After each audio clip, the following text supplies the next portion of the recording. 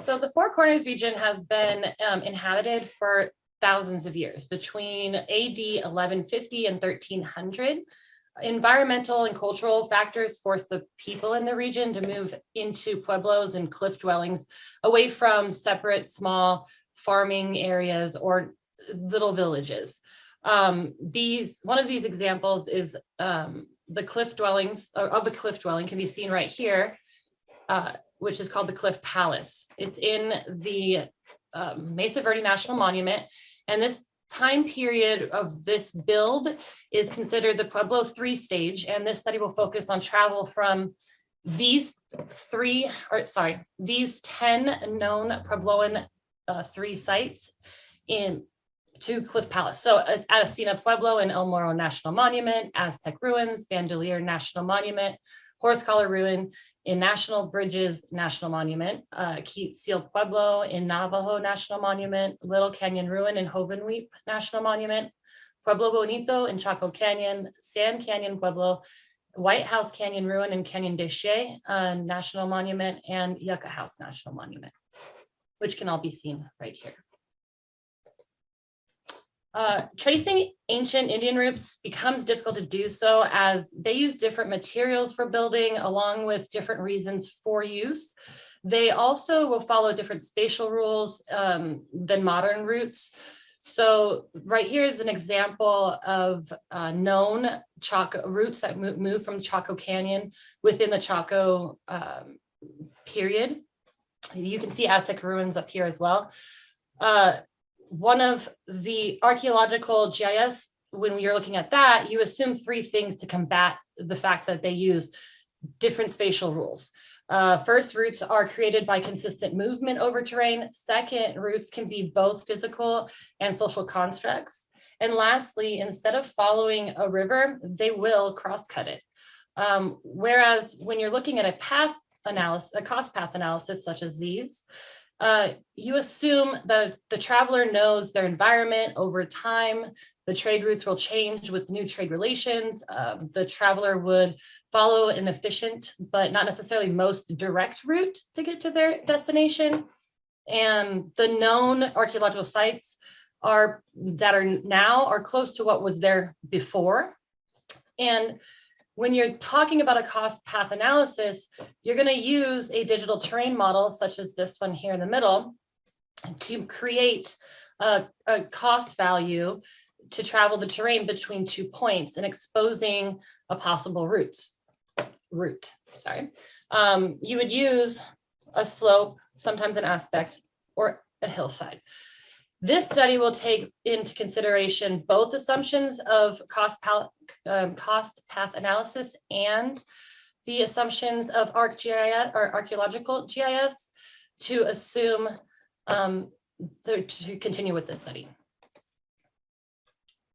So the motivation behind this is that while there's a lot of documentation showing the goods that's moved between these groups of people that were living here at this time, there is still little known about the exact routes. There's not a lot of studies that specify specifically about where the routes are. Archaeologists have found routes and acknowledged where they can be around Chaco Canyon specifically, and even near Cliff Palace. However, they've had a hard time classifying them for what exactly were they used for. Were they hunting routes, trade routes, such as that? But understanding even where the trade routes are or could have been could also help locate new archaeological discoveries, and that can be protected for the local tribes and generations to come. Lastly, understanding how to combine archaeological GIS with a cost path analysis could provide more scientific evidence that later could be verified by using either ground truth data or even LiDAR. So for my study, I collected my data from 2 different locations, primarily. For the polygons, I collected my shape files for the states to make my 4 corners and study area from the US Census Bureau. For my line data or my water shape file and my digital elevation models, I went to the United States Geological Survey And for my point data or my village and destination data, I went to multiple online sources to collect that information. My methodology was broken into 3 sections: creating the study area, which had 4 steps, create and cost analysis, which included 4 steps as well, and my final 2 steps of analyzing the results and conclusions. Now, in the first step of creating the study area, I first used the select tool and the United States shapefile to create the 4 corners feature layer. Then I used the create tool to make a feature layer to show the exact study area that I would be focusing on. From there, I used a clip tool to clip the water features shapefile to the study area that I had just created to show just the rivers within that area. The water shapefile did show the whole US, so I needed to make it smaller. Then I used the Excel to table tool and the XY to table or point tool to create both feature layers, the destination and the Pueblo 3 villages. And lastly, I needed 15 DEMs in order to create or to cover the whole area that I was trying to use.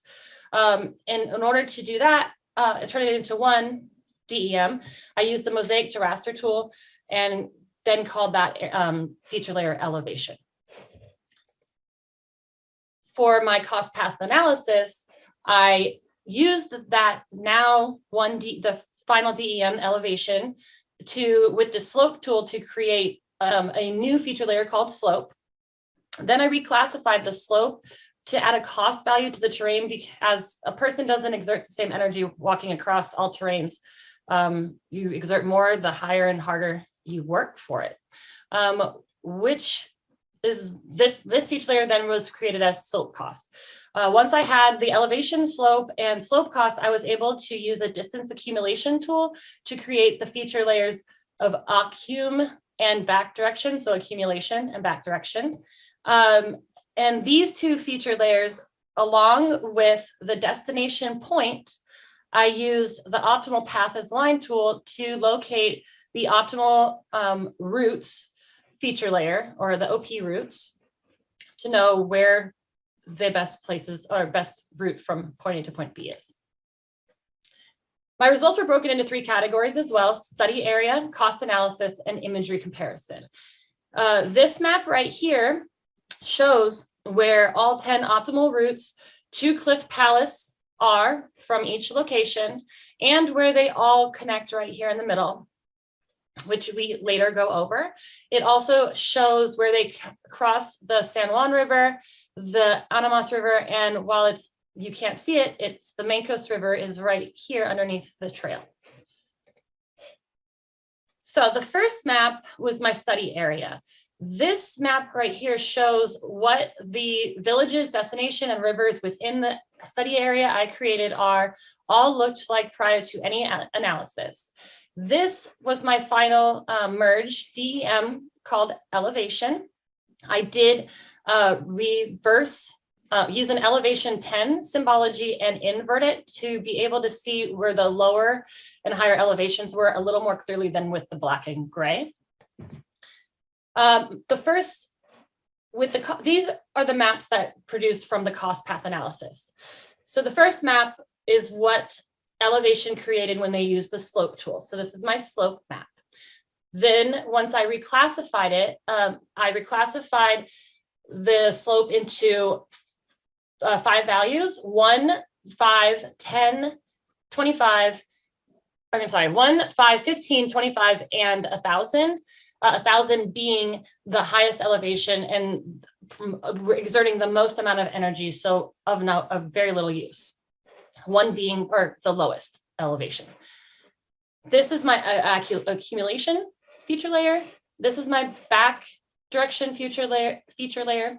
And this is the feature layer, again, showing the 10 optimal routes that were created. Once I looked at those, made that map, I decided I needed to compare it to the ground imagery that is available.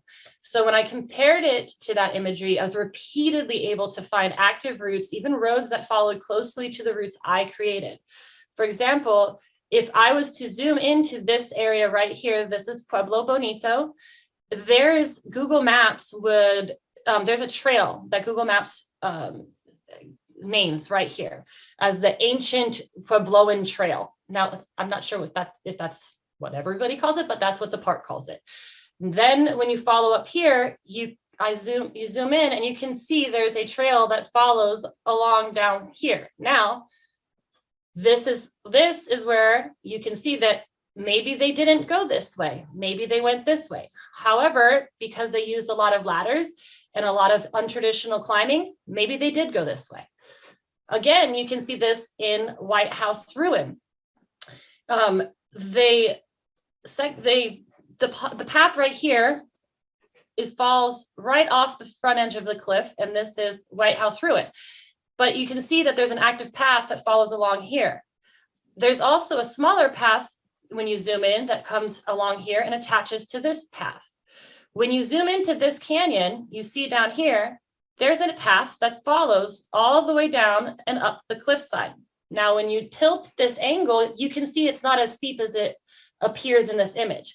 It has a more of a 45-degree angle. So with ladders or rock scrambling, you're very easy to climb out and up onto the canyon top. Again, right near where they could have traditionally or possibly walked. When they had to cross the San Juan River, there were only 4 villages that didn't cross the San Juan River, and that was Little Canyon Ruins, Sand Canyon Pueblo, Yucca House, and Aztec Ruins. In each of these 3 maps, you can see where the other 3 villages did have to cross. So this map shows where Atacina Pueblo and White House Ruins routes would have crossed the San Juan River right along here. There's their trails, comes through here, right there.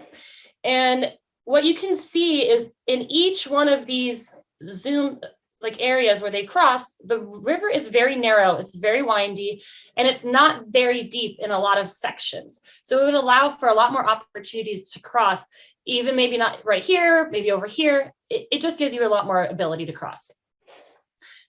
Both the Bandelier route and the Pueblo Bonito route had to cross both the San Juan River and its tributary, the Anamas River, as you can see right here and right here and right here and right here. But even though they would have to cross 2 rivers, the Anamas is only a tributary, and in certain months it would be extremely low and it'd be very easy to cross. The same goes with before the San Juan. They're both very windy and they allow for a lot more opportunity to follow the river and to find a crossable path. When talking about the Mancos River, you can notice that all of the paths cross right and at the Mancos River.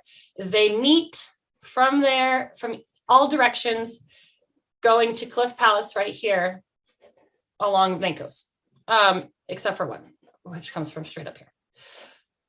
The Mancos River is a very tiny tributary. It's very shallow. It makes it really easy. Right here, you can see there's a modern day road that goes through it. The road follows the whole space. You can see the road again up here. The road goes up, follows the trail, the proposed trail. And so it would not be a far jump to assume that there was a trail where the road was, the trail first, or that there had been a trail at some point. But in conclusion, modern paths are not formed to accommodate, or are formed now to accommodate not just people, but horses, bikes, cars. Whereas pre-Columbus, in Puebloan III period, there was no need for such accommodations. Horses weren't introduced for another 100 years. So this would allow for routes that could go straight up a cliffside, use ladders. They would be able to carve in footholds, which are noted in Cliff Palace. There is multiple locations of cliff footsteps along with Chaco Canyon. But due to this unique way of travel, it's extremely hard to say which way the ancient trail would go for sure, even when using cost path analysis or least cost path pardon me. More research would be needed. That would be including archaeological GIS, more oral histories from the local tribes. And it would also need more thoroughly a full route from point B to point A. So there would need through my proposed routes, you would have to walk the proposed route, such as ground truth data, or use LiDAR imaging to analyze the area in 3D to be able to see if there's a repetitive route that we can deem ancient and not just modern used. Ultimately, though, it seems that some of the sections of the ancient Puebloans may have walked or did walk over 700 years ago are still being used by modern man today. Thank you.